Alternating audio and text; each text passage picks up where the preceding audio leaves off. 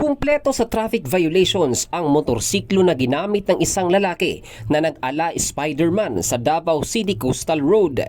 Matapos mag-viral sa social media ang mga larawan ng lalaki na exhibition na kuha ng isang concerned citizen, mismong si City Transport and Traffic Management Office Head Junicio Abude ang nag-utos na ipahanap ito.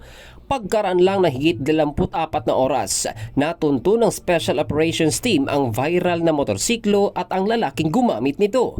Ang naturang lalaki ay residente ng Surigao del Norte. Nalaman ng CTTMO Special Operations Team na walang lisensya sa pagmaneho ang naturang lalaki. Paso na ang registration ng motorsiklo.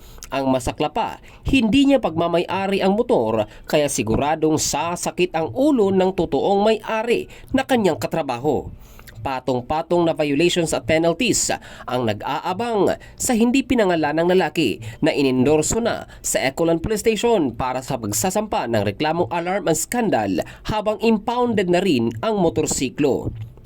Samantala, mahigpit naman ang paalala ng CTTMO sa lahat ng motorista na maging responsable sa paggamit ng daan para makaiwas at hindi maging sanhi ng disgrasya, lalo na sa coastal road kung saan mabilis ang takbo ng mga sasakyan. Ang balitang ito ay hatid ng Citro Plus Zinc Capsule. Strengthen your defense.